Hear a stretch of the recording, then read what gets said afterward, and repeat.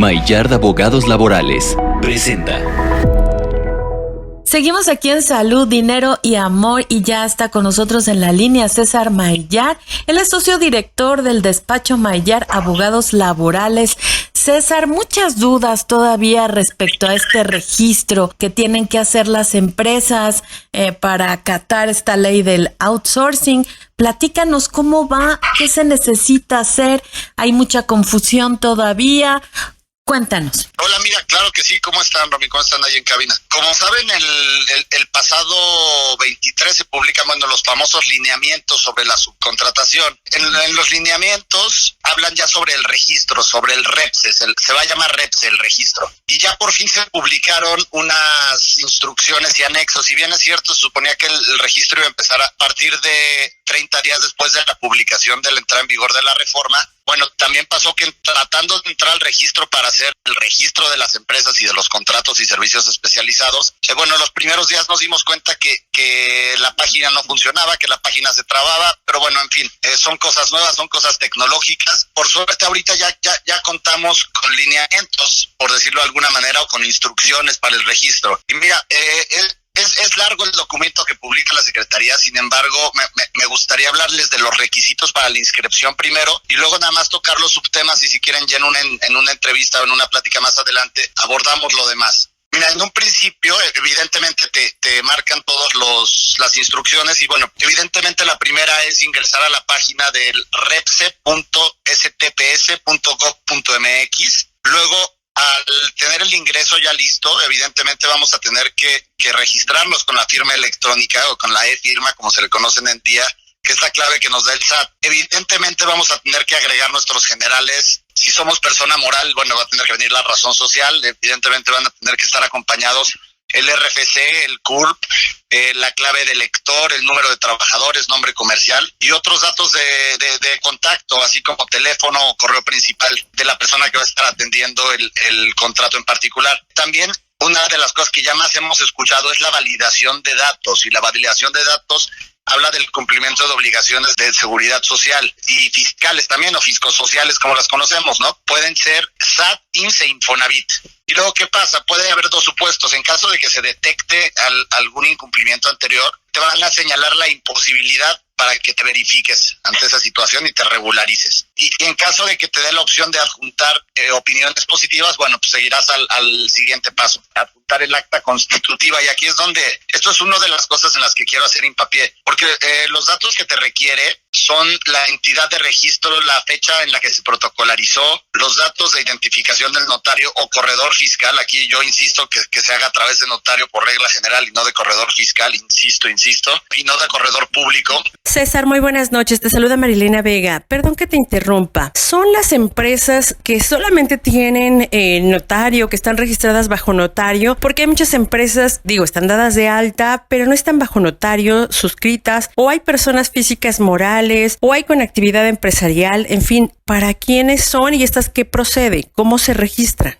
Mira, por eso diferencié desde el principio. En caso de que fueras persona moral, ahí el acta constitutiva sí tiene que ser de notario y no de corredor público. Porque hay jurisprudencia ahí al respecto, incluso hay un juicio muy sonado entre notarios y corredores públicos en el que te dicen que la constitución de un acto no es una facultad de un corredor público, sino solo de un notario. Ahora, para personas independientes o para personas con actividad empresarial, evidentemente no tiene una acta constitutiva y ahí con el registro de un corredor fiscal va a ser más que suficiente. Y luego hemos hablado muchas veces del objeto social y aquí se tiene que transcribir de manera literal el objeto social completo, tal cual aparezca en el acta constitutiva. Sí, César, es decir, ¿a qué se dedica la empresa? Sí, y además algo muy importante es que te piden adjuntar el objeto resaltado en amarillo de las actividades que se quieren registrar, es decir, de las actividades que tienen su origen en el contrato. Debe ser en PDF y evidentemente no es obligatorio adjuntar toda el acta constitutiva.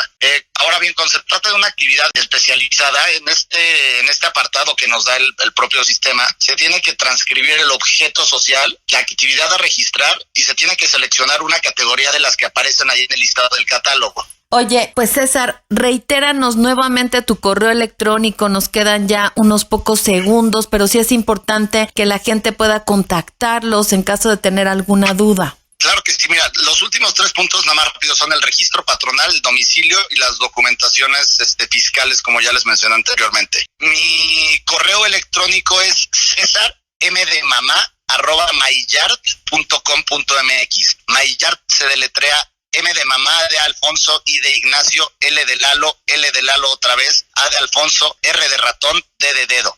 cesarmaillard.com.mx. Muchas gracias, César Maillard Cárdenas, socio director del despacho Maillard Abogados Laborales. Gracias por esta charla. Seguramente seguiremos abordando el tema, que vaya que para muchos quedan preguntas. Gracias por aclararlas. Y amigos, ya saben, si tienen alguna duda, ahí tienen los datos de César Maillard, un gran abogado.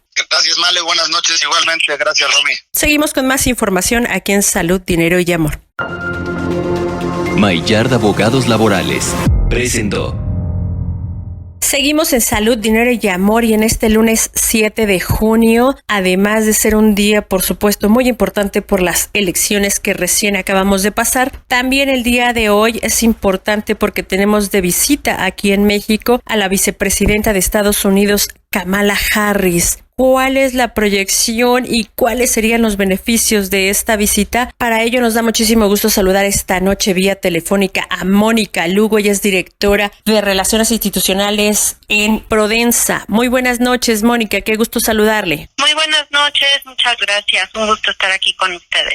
Muchas gracias, Mónica. El gusto es nuestro. Usted también estuvo en cargos dentro de la Secretaría de Relaciones Exteriores. Es una voz más que autorizada para hablar del tema y la visita de Kamala Harris a México. ¿Cuál sería la lectura que le podemos dar los mexicanos? Pues claro que sí, muchas gracias. Primero que nada, creo que es un primer acercamiento sumamente importante. Este es el primer viaje oficial de la vicepresidenta a un país extranjero, digamos. Sí, es muy importante y mucho significado el que haya escogido venir no solamente a México, obviamente primero fue a Guatemala, y pues este viaje tiene muchas implicaciones, ¿no? Porque una de sus principales razones por las cuales viene es pues para tratar temas en la agenda que son fundamentales para la administración Biden, como es la migración y como es la seguridad y el desarrollo económico. Entonces, pues es muy importante porque es un primer acercamiento que tenemos, es el primer viaje, como señalé, de funcionaria estadounidense, y que viene básicamente con la misión de tener esta primera impresión con los mandatarios para tener un mejor acercamiento, formar lazos y poder tener un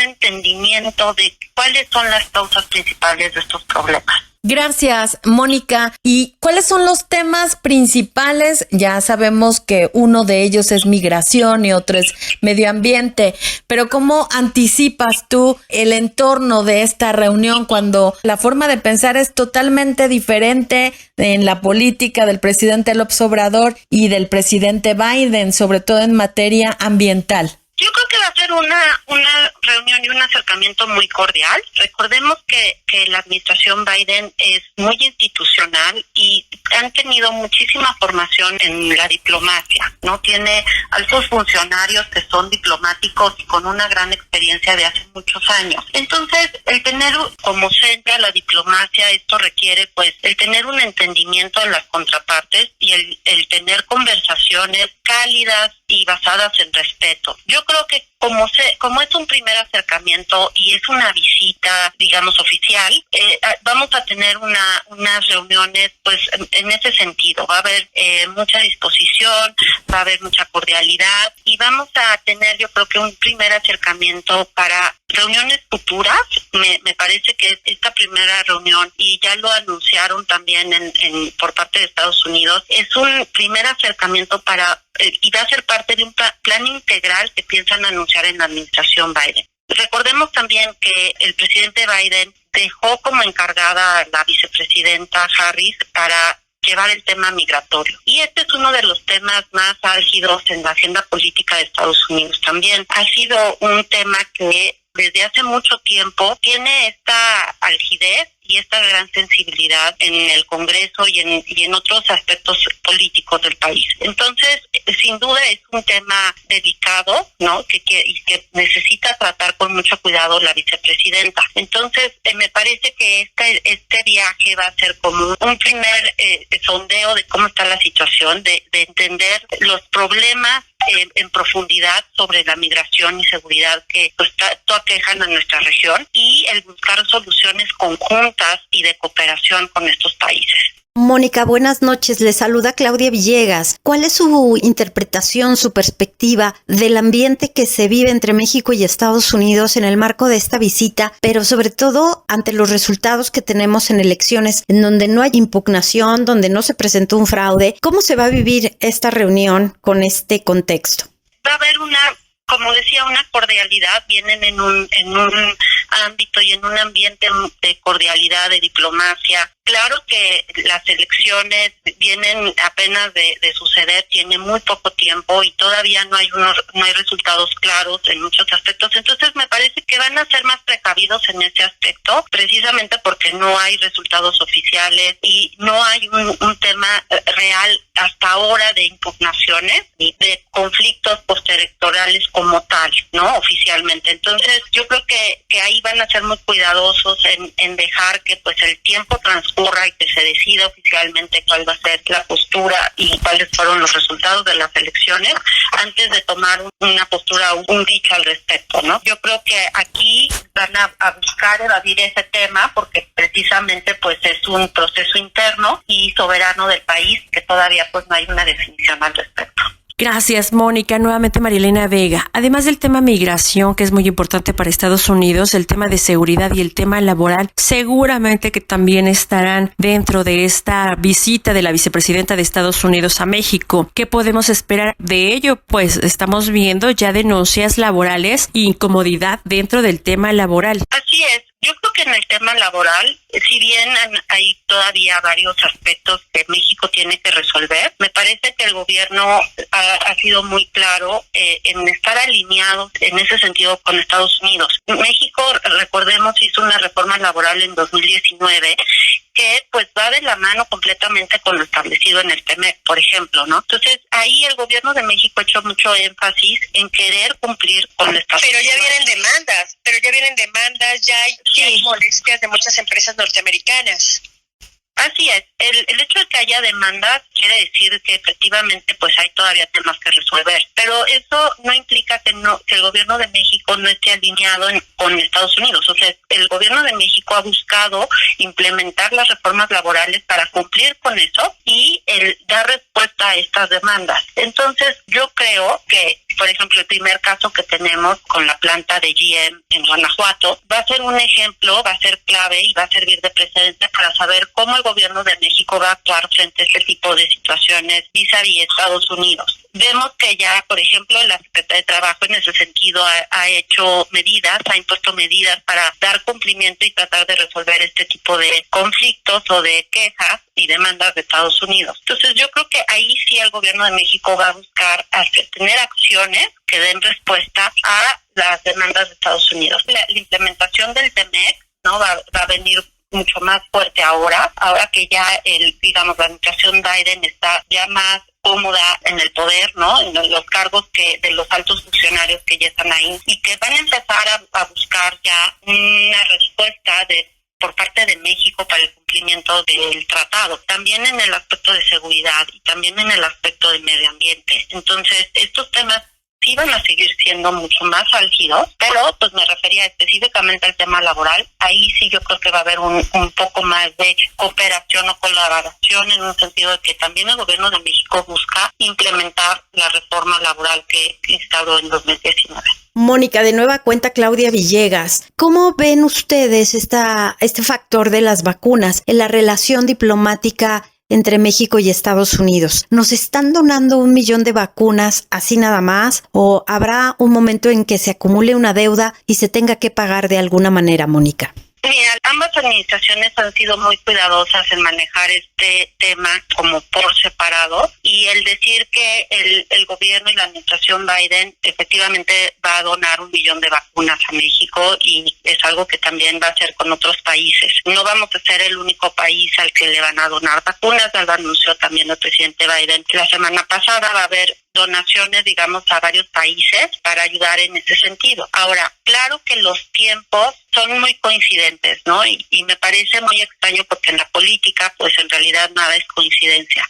Entonces, podríamos pensar que sí existe efectivamente un quid pro quo de, bueno, te doy vacunas, pero entonces me detienes un poco la migración. Esto es algo que se ha rumorado mucho y que muchos expertos han dicho que podría suceder. Yo creo que tendremos que ver. Yo creo que aquí el tema importante y lo fundamental es las propuestas que se hagan en tema migratorio, cómo van a plantear el resolver las causas de fondo que causan la migración desde Centroamérica, y cómo México puede ser un actor clave para intervenir en este proceso de migración. Interesante va a ser también ver qué tipo de programas se van a establecer, de eliminar estos problemas y en qué sentido va a ayudar a Estados Unidos. Pues muchísimas gracias a Mónica Lugo Aranda. Ella es directora de Relaciones Institucionales en Prodensa. También fue funcionaria en la Secretaría de Relaciones Exteriores, en la Subsecretaría específicamente de América del Norte, y fue negociadora de tratados tan relevantes como el TEMEC. Muchas gracias por esta explicación, Mónica. Muchísimas gracias a ustedes y que tengan muy buena noche. Gracias, quédese con nosotros aquí en Salud, Dinero y Amor. Sus amigas María Elena Vega, Claudia Villegas y una servidora Romina Román. Vamos a un corte rapidísimo y regresamos. Ellas te apasionan. Salud, Dinero y Amor por 88.